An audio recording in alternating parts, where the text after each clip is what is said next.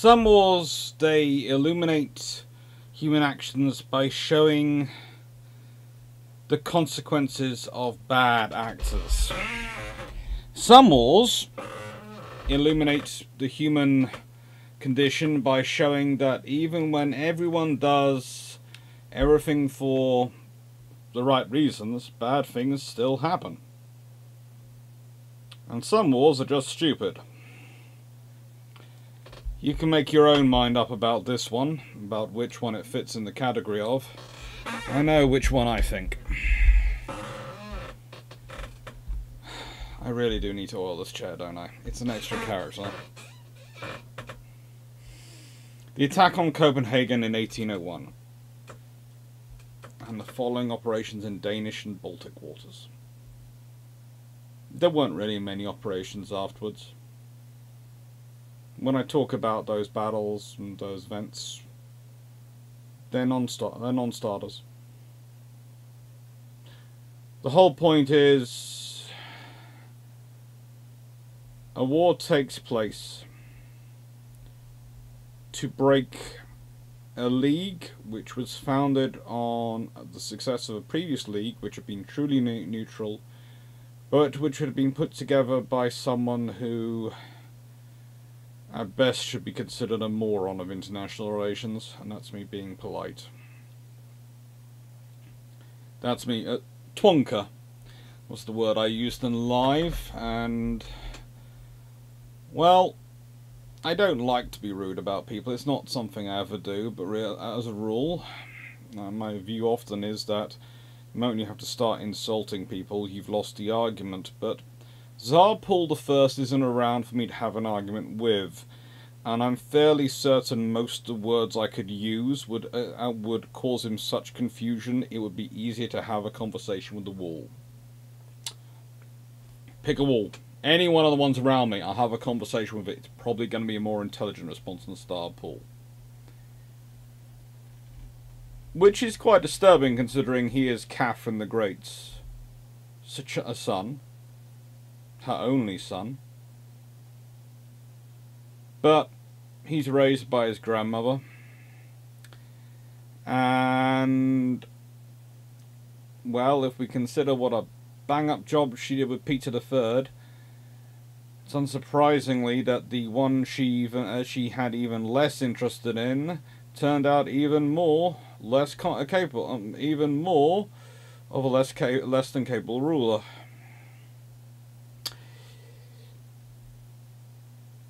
It's the joy of history. I'm here, I've got Copenhagen, I'm talking about Danish waters, Denmark, Norway, and the British involvement, and who am I talking about? I'm talking about the leader of the Russian Empire at the time. I have started this off and I haven't even talked about Denmark and Norway. I haven't even talked about Copenhagen. I haven't even talked about Crown Prince Frederick, who is another of those luminaries of history, in that he seems to understand the problems he's creating, and his actual scenario is that his actions he can either make a decision to have war with France and Russia, where one of them will invade, or he can have war with Britain. And you think, well, if you make a decision which is going to be war with Britain, you decide that's your view, right? And your capital city sits astride the Baltic Straits, and you are critical for that whole League of Neutrality, and holding this position is critical for the League of Neutrality. You would, I don't know, for starters, call in your most senior and experienced officers to run it. Secondly, start investing in making some decent defences. Summon your whole fleet. There are all sorts of options. Call your allies, tell them to position their ships forward. Do something!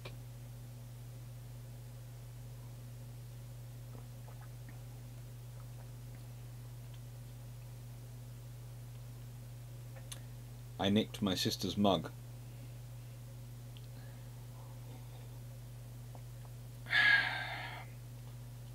But no. No. Doesn't do a frigging thing. It's an absurd scenario, and you've got Britain sitting there going, well, hang on, the last time there was a League of Neutrality, that was during the American Revolutionary War, when and the Anglo-French War that went on, and we were surrounded with no allies. That was not good. Oh, and by the way, these already neutral nations have already been using the rules of neutral convoy and have been including French-flagged ships in their supposedly neutral convoys. And we've been trying to search those, but they're trying to say, well, no, because it's our convoy, you can't search them. And we're going, yes, and there's actually been fighting over that. Oh, and now the Russians, Tsar Paul, who has created this League of Neutrality, is allying with the French. And allied with Napoleon. Sit there and go, yeah, I can understand what the British were doing. I can understand the British thought process. Then you remember that the entire battle plan and the reason why the officers are picked, the officers who are picked in the roles they are picked for, is because of their ability to do a mission. Nelson is not sent as the commander, he is the second in command. Parker is in command. Parker's job, and as he's told, is very simple. He's got to break up the League of Neutrality. If he can do it by diplomacy, great. If he can't, that's what he has Nelson along for.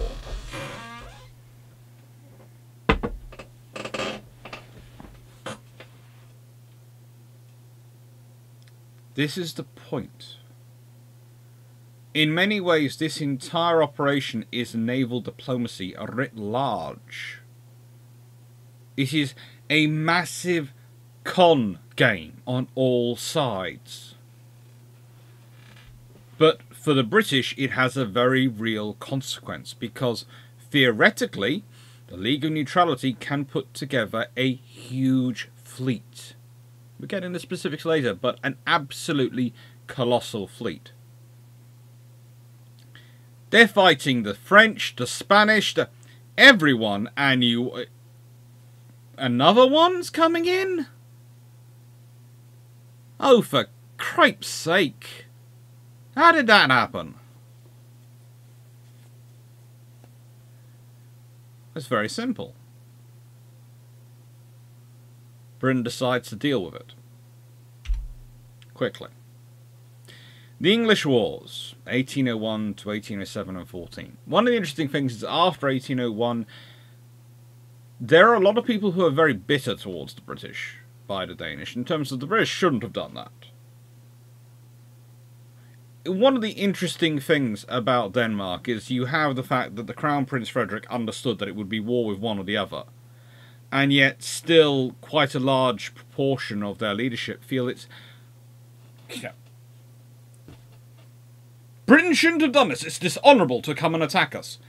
Well, the nicest way, if you'd been actually prepared, it would have been something a little more, a job a little more difficult than could have been accomplished with 9 ships at a line.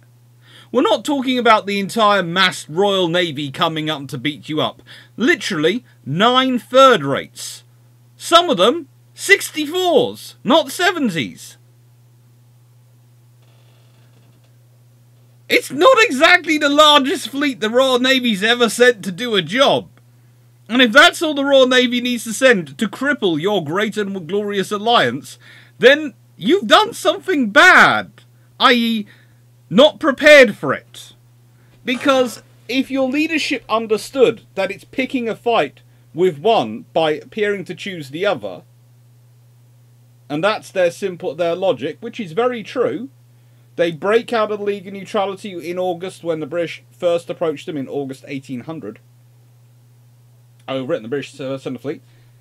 Then they are basically, when I said if they don't join it, then they look like they're aligning themselves with Britain, in which case France and Russia invade them. Okay, so you know if you align with Britain, France and Russia will invade you. You also know that if you appear to align with France and Russia, I join a league of neutrality with Russia, who's allying with France, that Britain will declare war against you. You can see the logic of the position going on, so why be surprised? And yes, it's terrible it happens. There's all sorts of nasty things that happen. It's war. But more importantly, you also realise, and this is actually part of the position they're thinking, is that Britain will be reluctant to go to war with them because of the sheer importance of supplies Britain gets from Scandinavia for their navy. And by the way, their whole plan to do this is to cut off those supplies getting to the Royal Navy.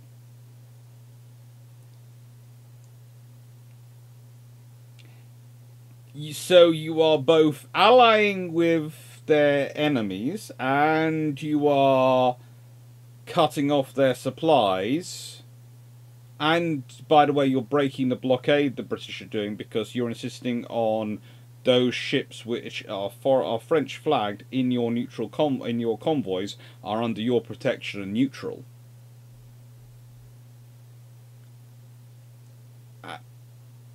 You're then surprised the British react with war? Or some of you claim it's terrible the British do? No.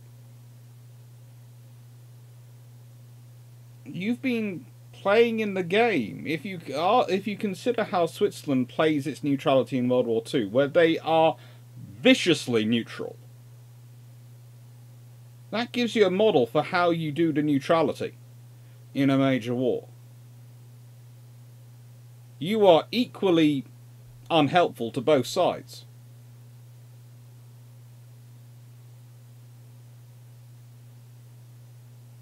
You're no longer neutral. The moment you start assisting one and letting their ships hide in your convoys, and you are you've stepped over the line. You're no longer neutral. And that's the interesting thing about the First League of Armed Neutrality, because that had been run by Catherine the Great. That had been truly neutral, or rather, no one had thought that it was anyone else's puppet or system other than Catherine's. No one would dare think Catherine was under anyone else's control. And then you have 1807 to 1814. That's a longer scenario. Again, the reasoning for it is simple. Their fleet is blocking off the Baltic, and it's likely the French are going to invade.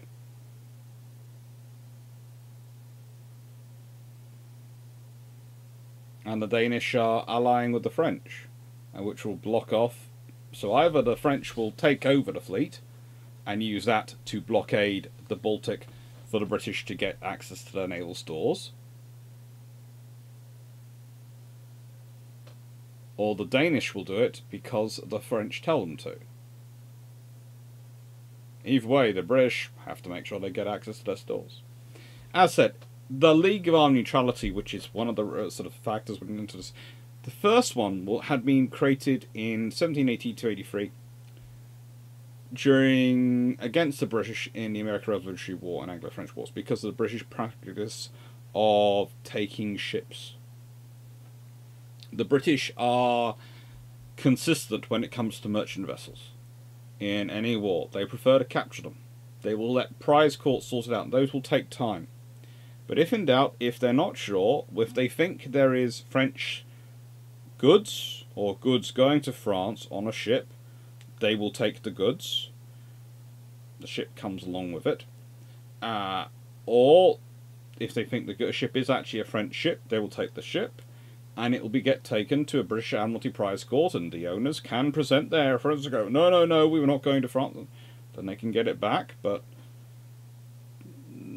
it gets very interesting. Or at least get the value of the goods.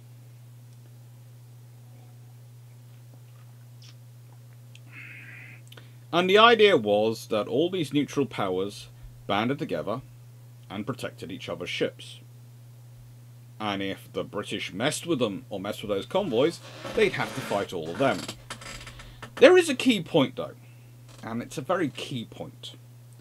Catherine very sensibly moved the fleets around. She didn't start proposing the League of Armed Neutrality when winter was already coming in, and when the fleets were going to be held in, and when it was going to be the more powerful fleets were going to be held in longer than the less powerful ones. Aye. There's a small problem if you're Denmark. The water tends to, how do I put this, thaw quicker for them than it does for the fleets further up into the Baltic. Which means that they are going to get taken out first. In simple terms, if you arrange this in the wrong period, you go from presenting a united front to presenting a set of dominoes. Each domino gets bigger, but you can start knocking them down. And what matters is you start taking them down, because that momentum can take out the League. Again, a very smart lady. An amazing mind for remembering something like grand strategy. Not a nice person, though. Please don't. This is one of the things. When I start saying nice things about sort of people think I'm selling. Sometimes in the comments go, well, this person was not nice. She had this person killed, or he had that person killed, etc. No. There is a difference between saying someone's smart and good at being a leader in their time period, and saying that they are a nice person who you would calmly sit down and have a meal with. Catherine, you probably would do. Mainly because she was very civilized, and if she was actually eating with you, she didn't tend to like to kill you right there and then. It was more that you were more likely to be killed when you weren't in her presence. Peter III, of course, possibly died of his own stupid exertions, and possibly, well, there are many options for Peter III. The trouble is, his son, Tsar Paul I, lionized him. Ugh.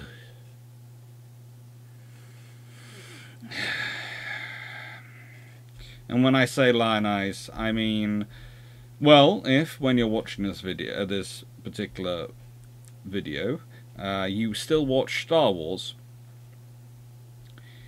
and you have seen a character called Kylo Ren, and how he treats artifacts of his grandfather, Anakin Skywalker, later on Darth Vader, then let me put it this way.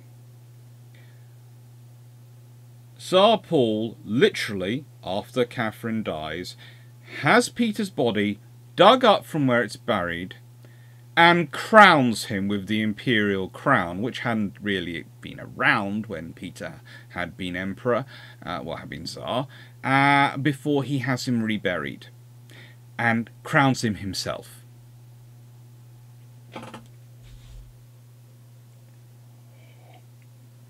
Yes, that is a body which had been buried for a few years by that point. Yeah. I know I shouldn't be saying this, but can we all agree that particular young man had some daddy issues going on? Some really, really need of a lot of therapy daddy issues.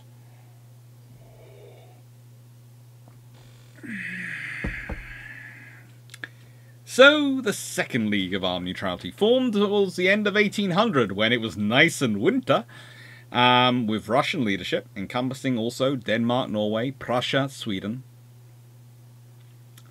It's formed during the War of the Second Coalition. And what can I say? Well, kind of gets hijacked, because Tsar Paul forms this League of Neutrality, which is going to protect everyone. And then he goes and allies with the French. And so the British go, well, that's not a League of Armed Neutrality, is it? That's a League of our opponents. That's basically the Russian coalition supporting the French. And great, they're cutting off access to our supplies. But we have good relations with Sweden, and one of the interesting things is that in the second of the English wars, the Swedes side with Britain.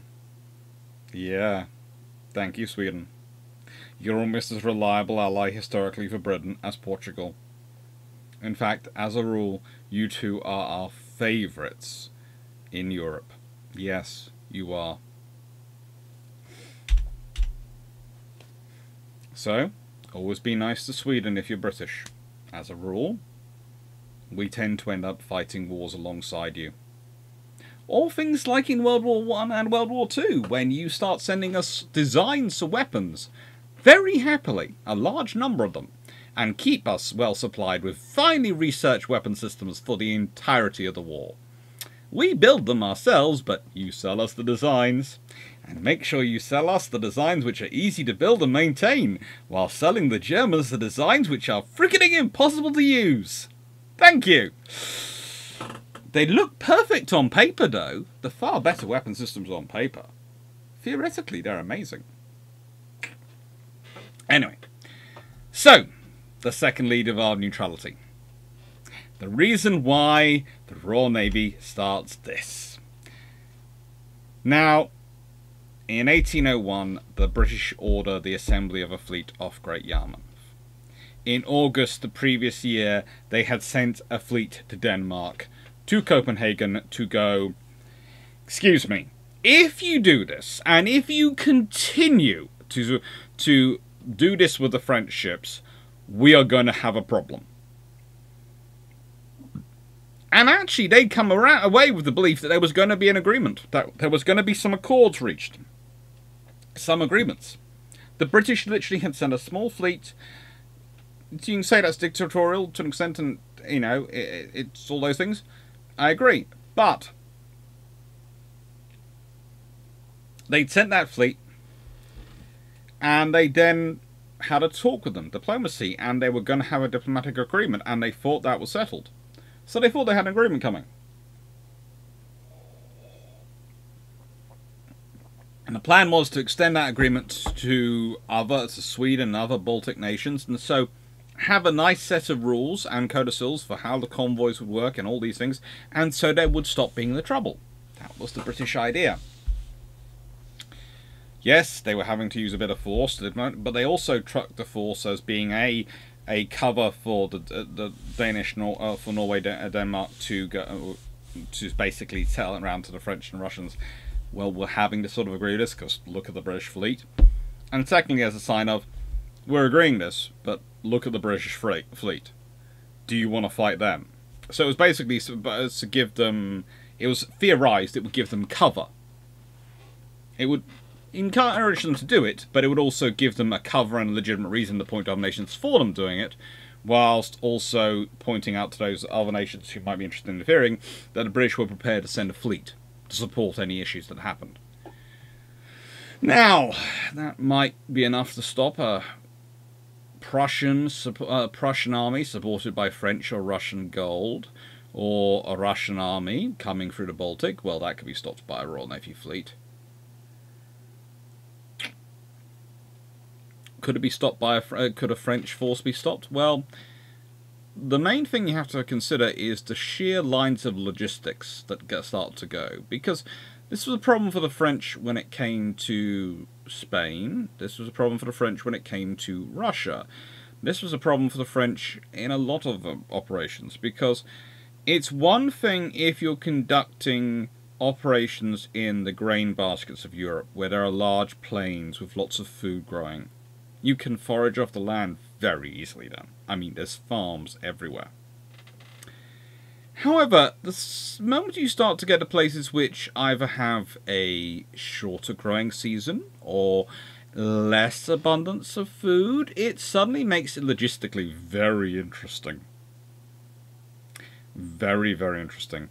And even more interesting is once you start having to garrison places, because you know what, you can't really live off the land if you're garrisoning, because sooner or later the growing season ends. It might be a longer growing season, it might be a shorter growing season, and you have to have stockpile food. But do you have enough stockpiled food? Because remember, soldiers, they're lovely things. They look beautiful when they're standing in uniform in mass ranks, but they don't really tend to grow a lot of food. So you end up with a lot of excess population, because soldiers, again, tend to have families, especially senior ones. They tend to have supports units, which you need to maintain the army's efficiency, and all these things. So that gives you a lot of, it ends up giving you a lot of excess, unproductive food-wise population you have to sustain. This can all be problematic logistically. It's all terribly problematic logistically. Anyway, the British have tried that, and then in the beginning of 1801, when the League of Neutrality has been announced and there are issues, they organise a fleet at Yarmouth. Now, why are they putting it together at Yarmouth? Well, there are two reasons. One, it's pretty darn good positioning if you need to deal with anything in the Netherlands. Secondly, it's fairly decent positioning for going north, up the coast of Europe and into the Baltic. And thirdly, it's not in the worst position for if you need to move a fleet south to deal with any issues of the French in the Channel. Yarmouth is a very useful area, therefore, to gather ships, but even then they're very careful with what ships they're gathering. They are second rates. They are a couple of second rates, please. Don't get me wrong. And third rates. They are not first rates. They are not the bigger ships line. They're not even necessarily some of the best third rates the Royal Navy has. There are, as mentioned already, a lot of 64s there. Now, the goal for the fleet was to break up the League. It was not as difficult to do as might first appear. Again, it's the Dominoes scenario. The trouble was, the opportunity came with two competing timelines. First, any action needed to be taken before the Baltic Sea thawed and released the Russian fleet from its base at Kronstadt and Naval, now Tallinn, as the resulting combined fleet, if the Russian fleet joined the Swedish and Danish fleets, would be a force of up to 123 ships at a line. Think about that, 123 ships at a line. That's friggin' scary. Now, think about that as coming, let's say sending a force. It doesn't even have to be the full 123 ships. Let's say it's 40 to 50 ships at a line they put together. And they sail down as a combined fleet coming for the Channel. And they maybe combine up with the Dutch, because they're sailing past them. And they come up with a further 20, 30 ships a line. And the Franco-Spanish fleet manages to somehow come up the coast make a break and successfully come up through from the Mediterranean, Bay of Biscay, meet up with their Channel squadrons and form up into their large fleet. And they're coming up the Channel as well. The Royal Navy could find itself in a situation where it's not only outnumbered, but outnumbered almost 2 to 1 by fleets at either end. It could lose control of the Channel. This is the nightmare scenario going through the British mindset. You can sit there and go, well, that's very difficult, and the likelihood of that all happening is very low, considering how Britain's put its fleets out, and etc. You are correct. Britain is doing its best efforts to prevent that nightmare scenario happening. But that nightmare scenario is still there, and it's going to govern some of their actions. Secondly, it needed to be done before the French could do anything. The British fear of the French armies going on a conquering spree again was real, but also there's the potential of French reinforcements or even Russian reinforcements arriving in Denmark, and that would make the toppling of the dominoes that much more difficult. And that is the point, it's a dominoes game. So we have Sir Hyde Parker and Horatio Nelson. We have the safe pair of hands, the calm, collected, steady, good at moderated diplomacy, versus the absolutely mildly unhinged, incredibly passionate, something of a Lothario it seems, warfighter. There is no other phrase which fits Nelson better. I have said many times that of the two, my preference for an admiral is Collingwood, especially if you're going to model them yourself in your modern naval service on an admiral of the age of sail. Collingwood is probably my first choice. Him and Duncan are the top two. Duncan is probably my favourite admiral of the period. He's not necessarily the best to model himself on compared to Collingwood, because I'm not sure any modern admiral would ever pick up a man and dangle him over the side of his ship by his leg for trying to mutiny. But although it was a very effective method of preventing a mutiny, you have to argue that. But, you know, so that's sort of why I go with Collingwood is probably a better model for a modern admiral to think about. But the thing I would say about both of them is that Duncan and Nelson are without a doubt, along with Jervis, Rodney, are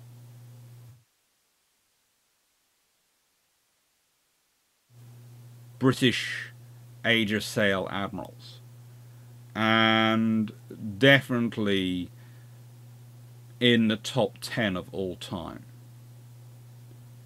of British admirals. And my top 10 includes people like Vian, does include Henderson, even though he doesn't get to command in a battle, but frankly without him World War II wouldn't happen. Cunningham, of course. He includes Jellicoe. Includes a couple of officers who don't actually get to fight a battle, including Hornby, who does all sorts of interesting things. But the point is, these are very, very skilled officers. But if I want a methodical campaign, which is going to go slowly and break up a league by allowing plenty of time for everyone to think about diplomatic actions and the consequences of their actions and how there are better ways to deal with things, Parker is who I pick to be in charge, because that is what Parker is. He's slow, he's methodical. He's also a bit of a Lothario, but he's married to his, not having a mistress who's married to someone else.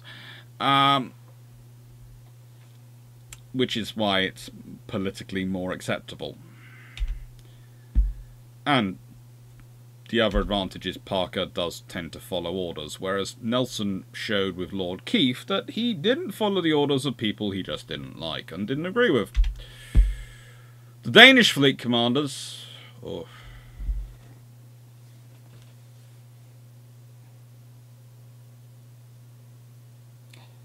Okay, so this is Fisher, this is Bill. They are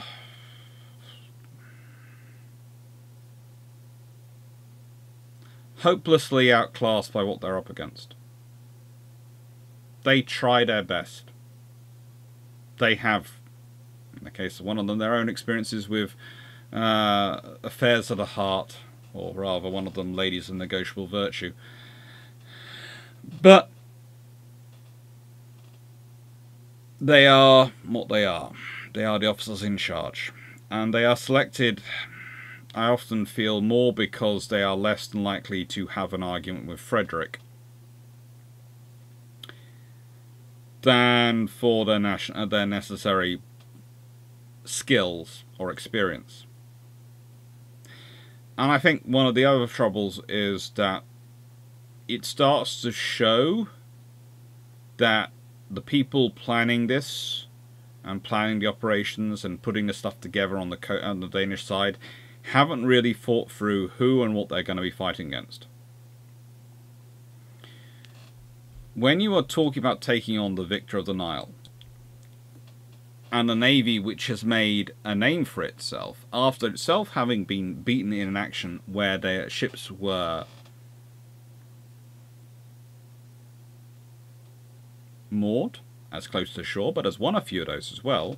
But when you're talking about literally taking on the victor of the Battle of the Nile, and your first thing is, let's turn my ships into floating batteries, de-store them so they can't go out to sea, and anchor them firmly.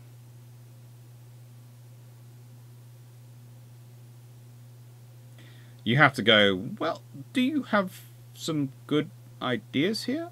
Do you have a logical plan for this? What is your idea behind this?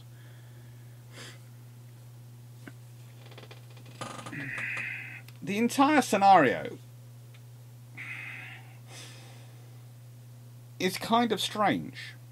The entire battle plan is kind of strange.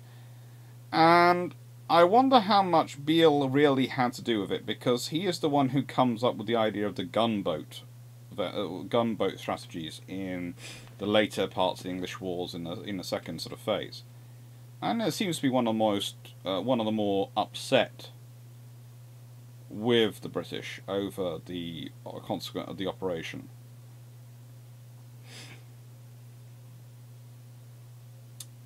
But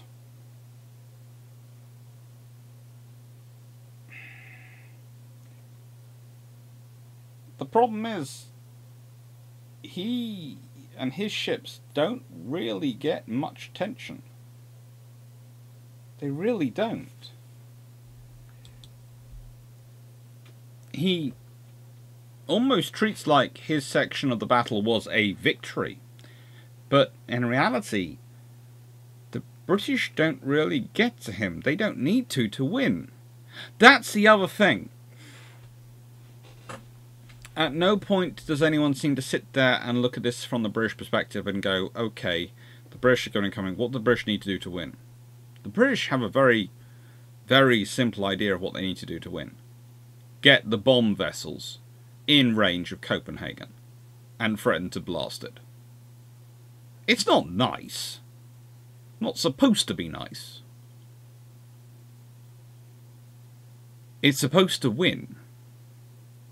And it's supposed to break up the League of Neutrality. And by doing that,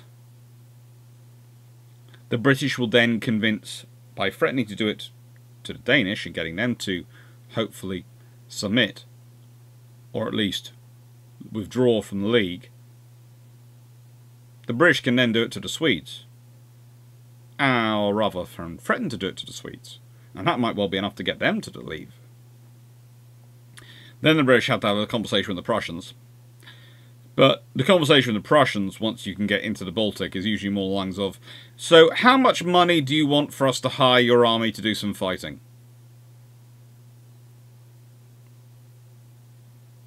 The Prussians are ever a pragmatic nation.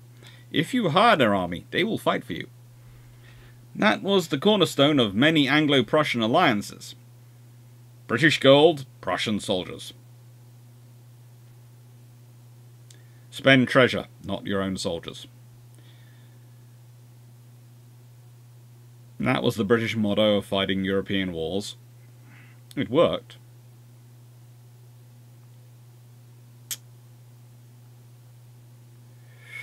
And then, of course, you have Russia. Well, Russia is Russia. But again, if the British could catch the fleet divided still, they had a good chance. Even if they didn't catch the fleet divided, if they managed to put on a good enough show of force and bravado, the Russian Navy had a good measure of the Royal Navy. Remember, a good portion of their officers were Royal Navy officers.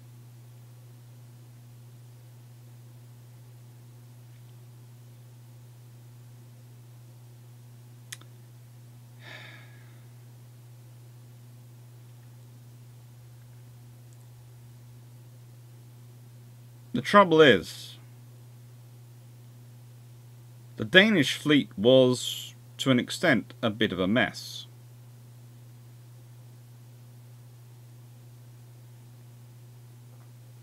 They turned some of their older ships into defence ships. They had... well, they had some capable two-decker ships of the line, etc. But honestly, there aren't that many. They aren't that capable.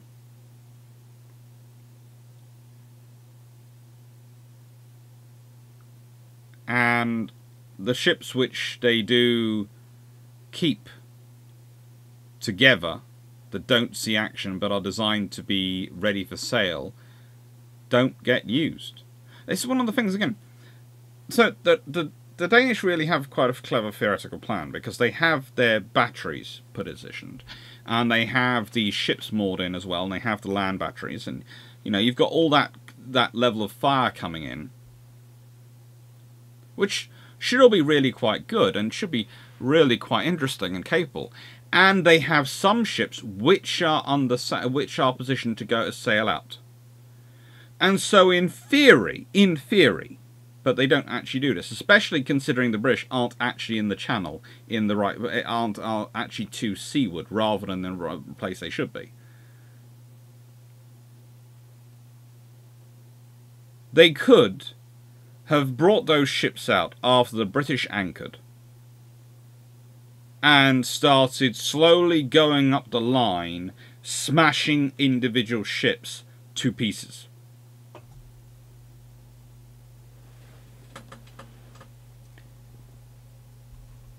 They could have done what Nelson did at the Nile. They could have attacked both sides at the same time. They don't. They have the potentials there. This is one of the things that annoys me, the Danish, because if they put some proper effort in, they could have made Copenhagen an absolute nightmare and physically impossible for the British to do what they did.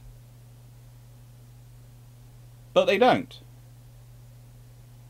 And even with what they do have prepared, they could have done some really nasty things that could have won the battle for them. And they don't. And yes, there are reasons. People can come up and go, well, this is a difficult sailing manoeuvre. They weren't sure about it. They had lack of personnel. Who was going to command it? What was going to happen? There's the fact that Fisher has to keep changing command posts and ends up commanding from a land battery and all these sort of things. Agreed. But if that's going to be your plan, you stick your second in command in charge of that force and you tell them to use their judgment for when they pull out. You take that command, you do it sensibly from the get-go.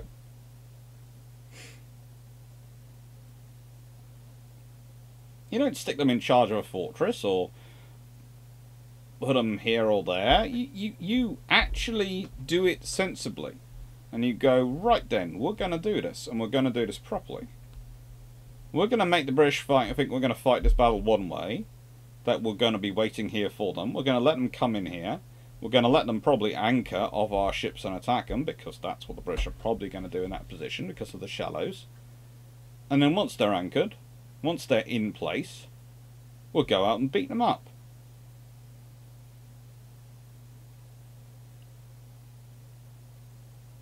But they don't.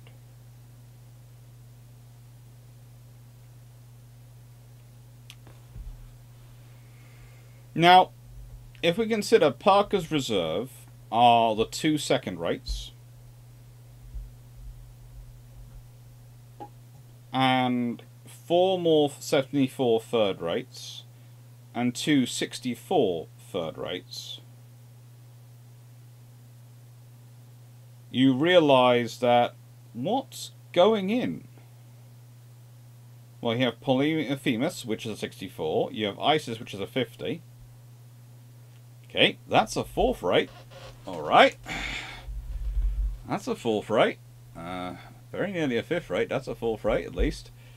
Okay, you have Edgar, 74. Ardent, 64. Glatton, either 54 or 56 guns. We're not quite sure, but again, 4th rate. Okay. The Elephant, 3rd rate, 74. Ganges, 3rd rate, 74. Monarch, 3rd rate, 74. Defiance, third rate 74. Russell, third rate 74. Bellona, third rate 74. Agamemnon, 64. And by the way, 3 of those vessels won't actually make it into the attack. So you have 12 ships of the line. 3 of them won't make it in, so 9 get in.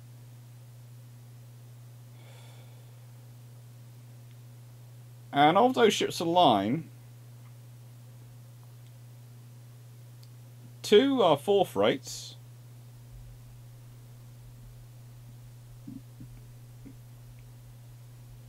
And 10 are 3rd rates.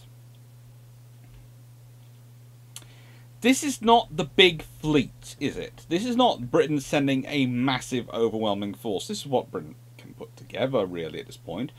But Britain hasn't even sent a first rate as Parker, a full admiral's flagship. They haven't even sent a full admiral of a first rate. They have given him a second rate. Nelson actually was in the Channel Squadron and was second in command of St. Vincent at this point, you know, and had a first rate as his flagship. Has to transfer to the St. George. No, you're not going to take that with you. That's staying in the Channel.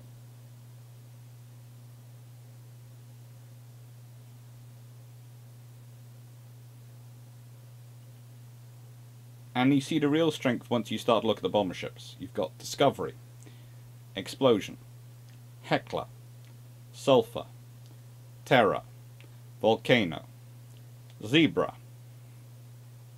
And you've got some fire ships. They're an interesting addition. Otter and Zephyr. Always interesting to bring along the fire ships. They've got some decent frigates. Desiree, 36. Amazon, 38. Captain Edward Rio, who frankly turns out to be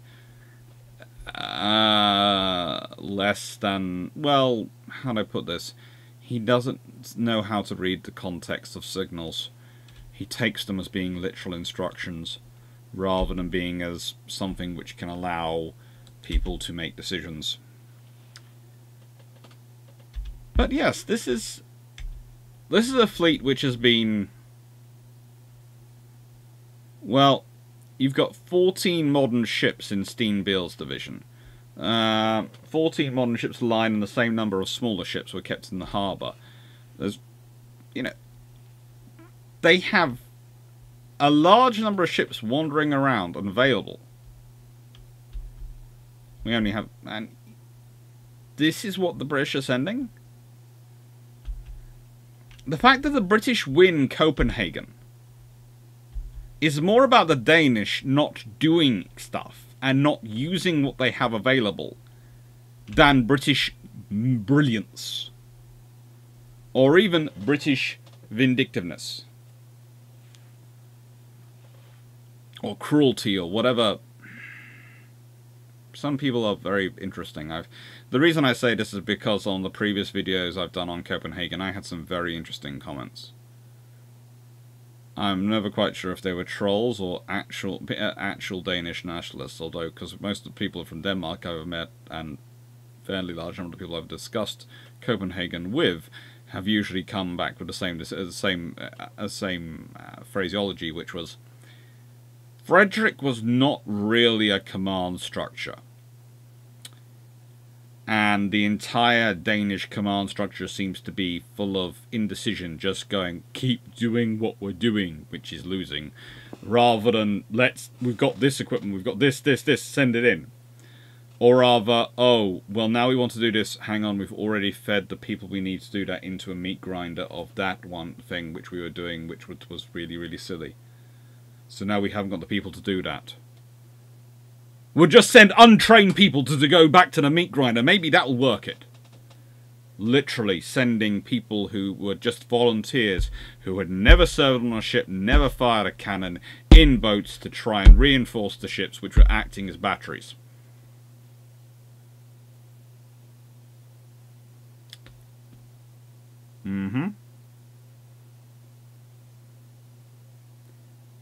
sending people who had never served at sea or in any way or shape before, never fired a cannon, and you're loading them into boats and trying to get them out in boats to the floating ships which you've turned into batteries in your harbour to reinforce the crews and fire the guns as they're being attacked by Royal Navy ships, by British Royal Navy ships, which are full of sailors who have done this many, many times before and are used to this sort of large-scale warfare. That's the other thing. The Danish haven't really, in terms of their fleet, haven't had a mass fleet action. They have fought actions and individual ship actions, and they fought bravely and heroically. And some of the convoy battles against the British, when they've decided we won't allow you to search our ships in convoy, we will fire at you. And the British end up firing back, and there ends up being a fight between frigates. They are absolutely ferocious. The Danes are solid. But they're not magicians. They can't magic themselves with the knowledge and skills to do this when they have nothing to begin with. You can't just send someone and go, well, we are descendant of Vikings, we know how to fight. Go fight. It doesn't work like that. We all wish it did. Look at me, I'm blonde, green-eyed. About 6 foot and built like a brick wall. A little bit under 6 foot. I wish I didn't have to spend the time in the gym I do to keep fit, or the practice I've had to do to be actually in any way competent in terms of fighting or in terms of using weaponry. I wish I didn't have to. I wish it just came as cultural DNA memory. But it doesn't. I know. I've got a friend who has literally won the genetic lottery, does look like a 6'6" Viking, and is completely useless when it comes to anything involving tools or in any way, shape or form, any form of combat. Completely no skills at all. Really, really nice guy. Absolutely wonderful when it comes to, well, to be honest, accountancy. That's what he does. But no, really, really not a Viking warrior. Might look like one, but no, it's not come there. So the Battle of Copenhagen.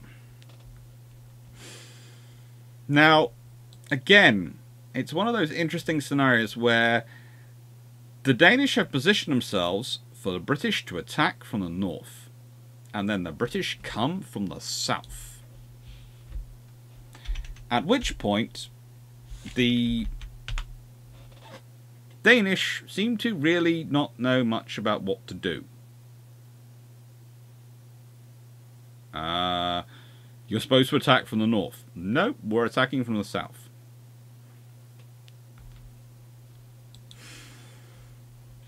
Nelson had actually done a little bit of an inspection on the defences today, and over the days preceding the battle, and had come up with a plan of how he wanted to attack. And he uses quite a clever manoeuvre in that what happens is, as every ship of the line reaches a Danish ship, it anchors.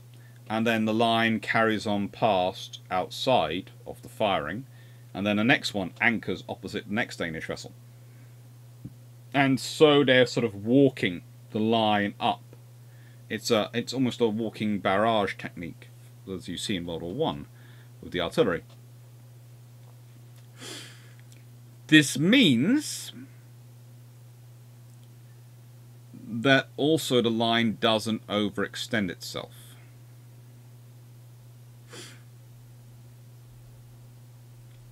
Agamemnon, Russell and Bellona all ran aground. Now if we look at the ship list, Agamemnon is a 64, Bellona a 74, and Russell a 74. So that's 3 of his third rates.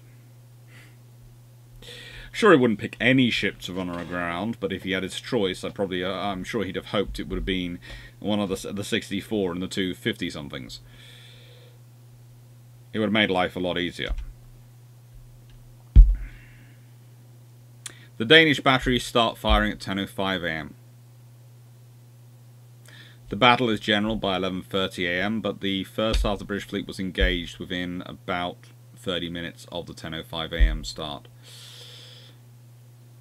Once the British line is in place, the Danish are anchored in place and the British are anchored in place. So surprisingly enough, very little manoeuvring takes place, and the Danish certainly don't come out.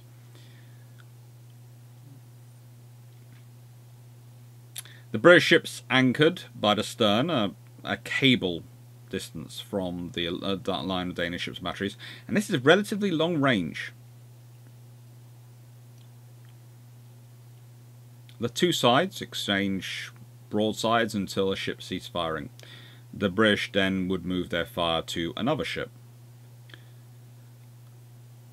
The British hadn't really noticed the low-lying floating batteries which were assisting the ships, but the Danes also fought with courage, and they tried to reinforce. As I mentioned, they were reinforcing from the batteries ashore. Now this causes other problems later on, because the reinforcements coming from the batteries means there's less people at the batteries on shore firing. Because, yeah, no one has actually thought, hang on, if we send these people out to the ships, they have to stop firing here. And then when they run out of people to keep the firing going in the batteries, they start sending anyone who they can grab. It's remarkably sensible. The northern Danish ships, which are the ones at the top, were rigged, fully crewed, but didn't enter battle. They're mostly the ships which you can see, Mars, Elephant, the ones sitting in the channel at the top, as I mentioned, and they remained on station as reserve units. Now, charitably you can say they are locked in position because of Parker's squadron, which is slowly approaching from the north. And they presume that that admiral must be the most powerful, and that's the most important fleet. But if we go back and start thinking about the ships which are there, we're talking about Elephant, Mars, Sarpen, Denmark, and Trekona, and we think about Parker's division, which is London, St. George, Warrior, Defence, Saturn, Ramillies, Reasonable, and Veteran. Under what circumstance would, let's be charitable and say 4 third rates, really want to tangle with 2 second rates, 4 74 third rates, and 2 64 third rates? I mean, they'd be outnumbered 2 to 1. Even Parker, who is not exactly the most innovative thinker known to mankind, but does have some latitude when it comes to diplomacy and knowledge of the rules, which you'll see with his signals. Even he would be able to figure out, let's double them up. But with Nelson's ships anchored,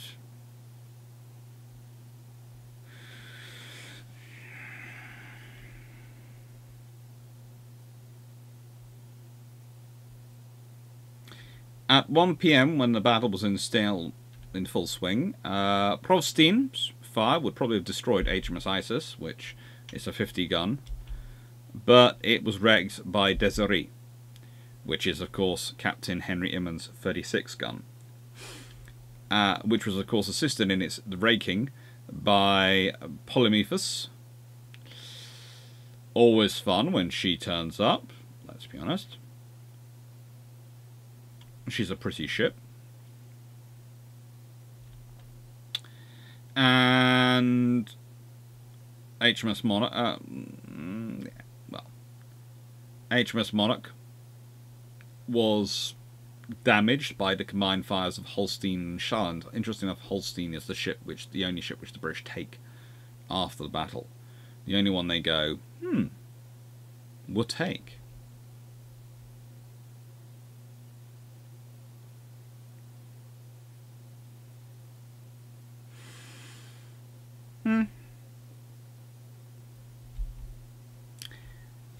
So,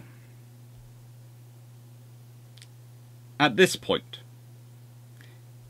Parker sends his famous signal. Well, rather sends his signal, which elicits the famous response from Nelson.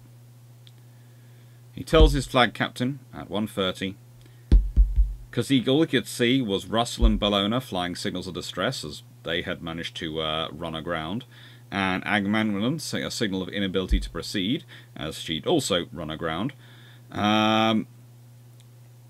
Knowing the Articles of War required all officers and all ranks to do their utmost against the enemy in battle, Parker turns to his flag captain and says, "I'll make signal of recall for Nelson's sake. If he is in condition to continue in action, he'll disregard it. If he is not, it will be an excuse for his retreat and no blame can be imputed to him."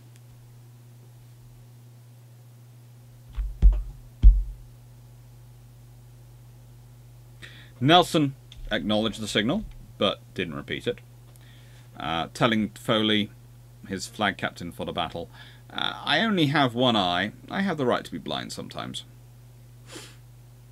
I really don't see the signal. Holding it, of course, to his blind eye. Always good. Holding his telescope to his blind eye, that is. Not his hands and going, "Yeah, I can't see like that." Telescope. I couldn't find mine to put up there. Graves, his second in command, repeated the signal, but put it in a place that was invisible to other ships while keeping Nelson's close action signal flying at his masthead. So most of the other ships were going, "Really, Admiral? Really?" Only Ryu, who was in command of Amazon, which was attacking Trekona, and who could not see Elephant, that's Nelson's flagship at the time, decided to follow Parker's signal.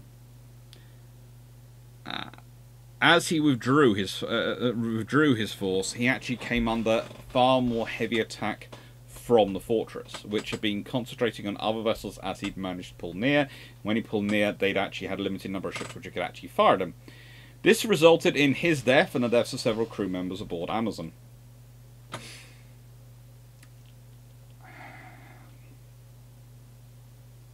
Little bit of an issue, that one. Little bit of an issue. But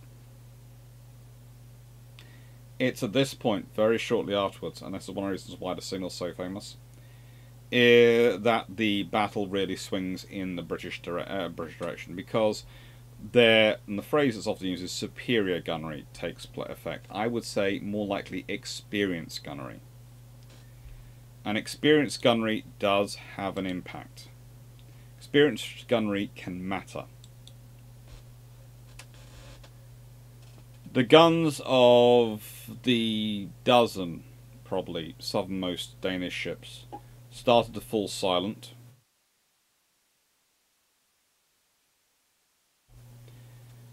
Most of the British witnesses agree that the Danish line had fallen silent by 2 p.m. Well, rather the majority of it. Now, as the Danish have stopped firing, the British bring the bomb vessels up to Copenhagen. Now, at this point, you also must remember the shore batteries have stopped firing, because sending reinforcements from them to the ships by rowing boats had proved, how do I put this politely? Well, it had taken people who were firing the batteries on shore away from them, took a long time for them to get anywhere, and most of the time by they arrived at ships, they'd either stopped firing, stopped fighting, or weren't able to fight. However, what it did cause was some of them to actually start fighting again, as British boats were trying to get to the batteries to head the floating ships to offer aid and assistance where they could. Because that's what you do after a naval battle.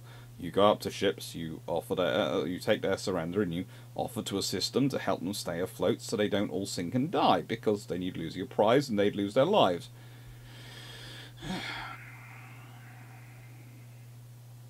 At this point, the Nyborg tried to leave the line with Agathos in tow, but both sank. The frigate Halsjøen managed to successfully withdraw, and Arthur Fisher, the Commodore in charge of the Danish fleet, had moved from the Danborg at 11:30 AM when that caught fire to Holstein, and the Danborg, of course, would actually blow up in the battle. When Inderfrosten, immediately north of Holstein, struck its colours about 2:30 PM, he moved to the Tregconnor fortress, and from there he managed to engage 3 of Parker's ships, which had managed to lose their manoeuvrability in the bad winds and were badly damaged and drifted within range. Inderfrosten resumed firing after Captain Shortsea was ferried to and took command of the ship, but very quickly the Danish lost the battle. And it's at this point that Nelson finds a Danish-speaking officer. He just happens to have a couple. He speaks Danish a bit himself as well, and it doesn't hurt that he'd actually met Fisher while serving in the Caribbean. And sent this officer, Captain Sir Frederick Fessinger, under a flag of truce to the regent of Denmark-Norway, Crown Prince Frederick, who'd been watching the battle from the ramparts of the citadel. This is what the note read. To the brothers of Englishmen, the Danes, Lord Nelson has directions to spare Denmark when she is no longer resisting. But if firing is continued on the part of Denmark, Lord Nelson will be obliged to set on fire the floating batteries he has taken without having the power of saving the brave Danes who have defended them.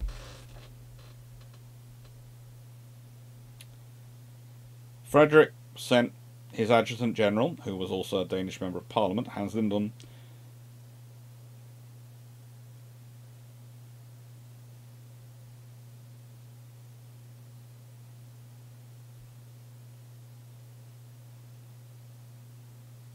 to find the reason for Nelson's letter.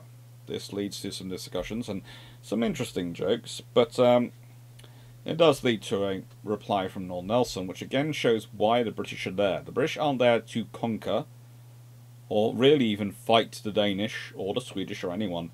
They are there to break up the League of Armed Neutrality. Lord Nelson's object in sending the flag of truce was humanity. He therefore consents that hostilities shall cease and that the wounded Danes may be taken on shore. And Lord Nelson will take his prisoners out of the vessels and burn and carry off his prizes as he shall see fit. Lord Nelson, with humble duty to his Royal Highness the Prince of Denmark, will consider this the greatest victory he has ever gained, if it may be the cause of a happy reconciliation and union between his own most gracious sovereign and his Majesty the King of Denmark. He then referred the Adjutant General, Hans Lindon, to Parker aboard HMS London, and followed him there at 4 PM with a 24-hour ceasefire agreed. At 4:30 PM, Danborg, the Danish flagship, which had been on fire for several hours by this point, actually exploded, killing 250 men. And by the end of the afternoon, 3 more badly damaged British ships had run aground, including the Elephant.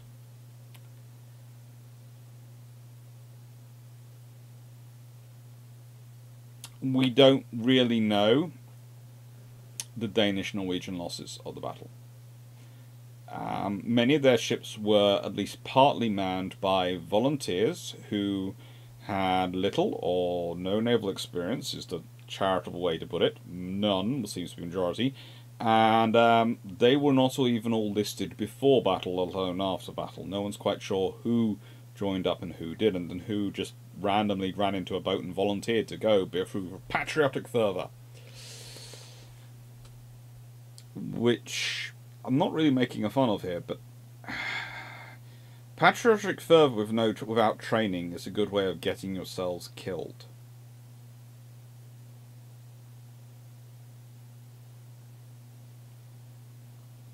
The whole point of training in armed forces is to make you able to do actions without thinking. Not because they want to turn you into unthinking killing machines, but because the time taken to think can be the time between life and death.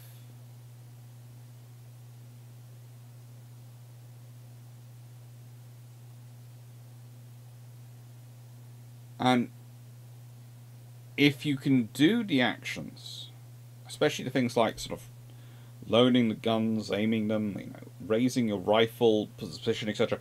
By the time your brain clicks in and thinking, all the stuff is already in place for you to use it. And already orientated the right way. So then you can start thinking and looking through the sight and going, is that target, is that not? Is that threat, is that not? But you're not thinking that whilst also raising the weapons, because the weapons are already there. Because that is instinctual. That is muscle memory.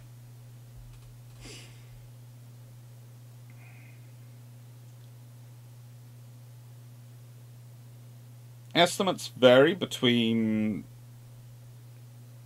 1,000 and 2,200. Well, 1,100, 2,200 really, for captured, killed and wounded.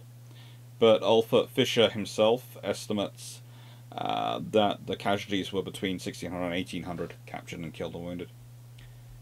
The British, who do have fairly decent records, casualties were 963 killed and wounded. Of the Danish ships engaged in battle, 2 had sunk, 1 had exploded, and 12 had been captured. The British didn't really like them, and so they decided they couldn't spare the crew to get those ships home as prizes. On the grounds that further battles were possibly to come.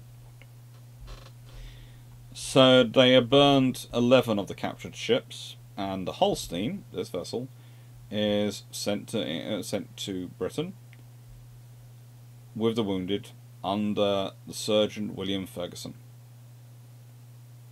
She's taken into service with the Royal Navy, first renamed as HMS Holstein, later renamed HMS Nassau, and has an interesting career, including being used against the Danish in the second attack on Copenhagen in 1807. She's not exactly a useful ship for the British, but she's useful for some missions. When I say she's not exactly a useful ship for the British, you have to look at how she's armed. 26 24-pounder guns, 24 18-pounder guns, well that's got us up to 50 guns. 12 24-pounder carronades, and 2 9-pounder guns and 2 24-pounder carronades in the forecastle. So that means she's a 64 gunner.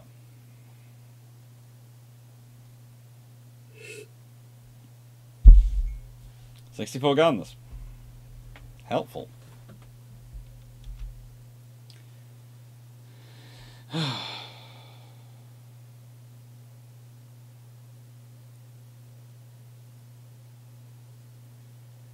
One of the things that after the battle is over,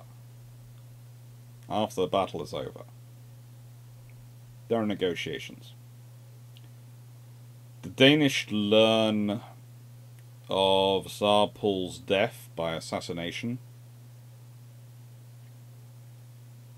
pretty quickly.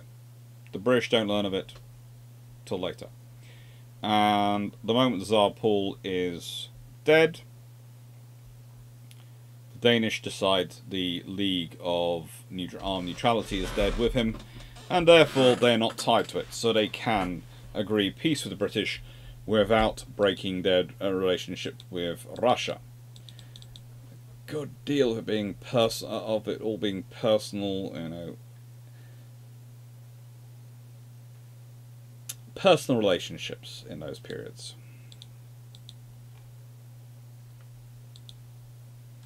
It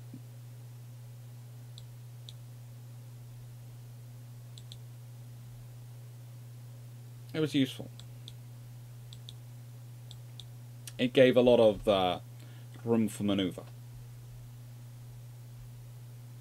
After negotiations are over, with a couple of tense moments, including some very interesting scenarios where the Danish like to make comments in French, not presuming the British didn't speak it, and then found out that Lord Nelson did speak it very well.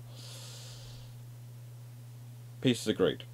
On 12th April, Parker sails to Clarke, and on the British approach, the Swedish fleet returns to the port. Parker attempted some diplomacy, but things are already afoot, and Parker doesn't wish to sail into the Eastern Baltic at this point until he's sure of the Swedes. He's not going to take that. He's not the kind of commander who's going to take that risk.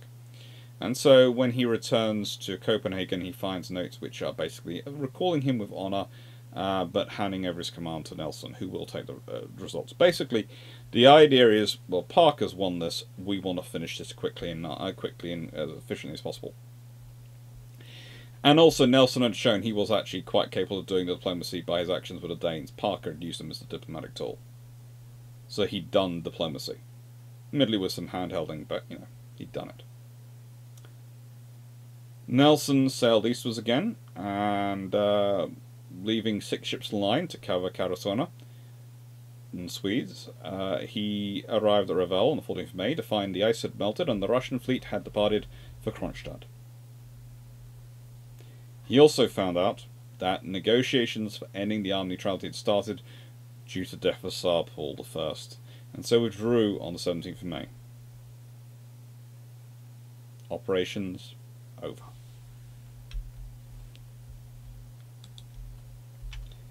Now, before I end and talk about all the other things which I'm going to talk about at the end of this video, I want to put up an image of someone. I want to put up the image of a very, very nice man and a wonderful, absolutely amazing historian. His name is, well, was, because he's died this week, James Goldrick. I have had the honour of meeting many of the greats of naval history, of the modern greats of naval history. Some, they are, all of them, exceedingly knowledgeable, but some were special. Some really were kind, and they would take young historians under their wings and help them up. I remember he was on bilge pumps with us. I've had him on other things with me. He always made time for young historians. I remember him coming to conferences in the UK and being just amazed at his passion for helping others get into the field. You remember things about these people when you meet them. When you meet your heroes, in any way, you remember certain things about them. With Goldrick, I remember his laughing eyes. They always had mirth in them somewhere. He was always able to have that little line. Every time I met him, he could make you laugh. He could make you giggle. And he could reassure you. The really big thing I remember from him is I was presenting at a naval history conference, maritime history conference at Greenwich. And in the front row was Goldrick. Not just Goldrick. Eric Grove as well. And chairing the panel was Andrew Lambert. And this, I had graduated from a PhD student. I had my PhD at this point. But that's still quite scary for a young academic.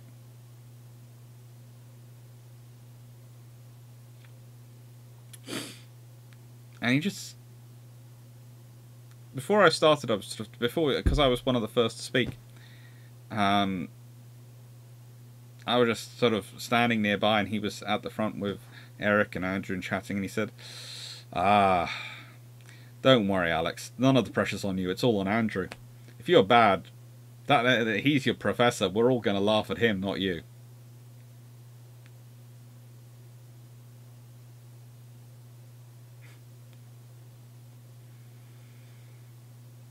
He was really, really nice. And really kind. And he'll be missed. And it's one of those things at the moment, we're losing a lot, it seems, recently, of the greats of naval history in the last couple of years. And I have great faith in the generation coming next.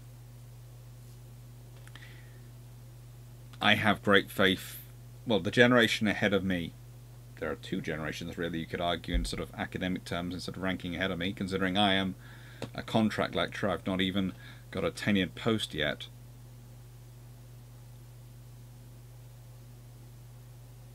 I have great faith in them. But that doesn't mean they'll fill the hole. No. Nothing will fill the hole left by these greats when they go. They are not things you can fill the hole of. They're not shoes you can step into. Others will step up. Other stars will shine. But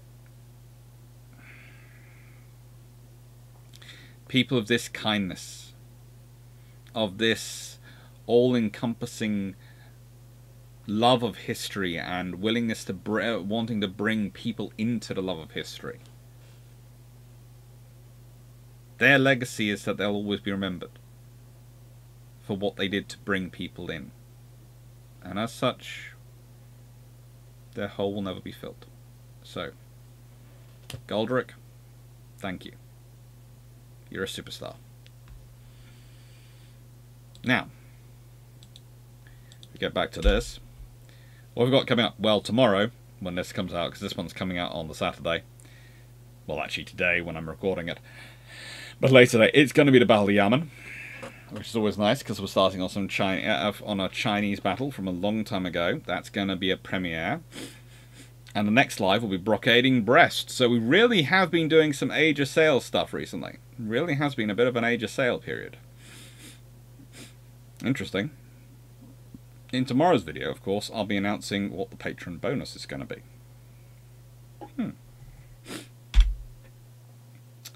And what we've got coming this week, we've got nuclear power. So in the same week we're doing an Age of Sail sort of focus period, we're doing nuclear power. And 28th of March will be Ironclad Frigates Line. 4th April, navigation from shores to satellites. 1,000 years of getting from A to B. That should be fun. Thank you very much for watching, and I hope you enjoyed. Right, before I go though, the question. Today's question. At the beginning,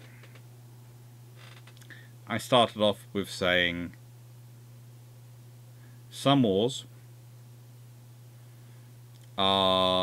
still take place and terrible things happen when everyone does everything right for their own national interests, and looking after them is a logical reason for it. And I would say this is a good example of it. This scenario in Copenhagen in 1801. I'd love to hear what your ideas are for other battles which are like that, for other wars, where everyone does everything right, yet still a war results, because in the end, what's right for one is wrong for the other, and there's apparently no position for compromise between the rock and the hard place. Thank you very much for watching. Take care.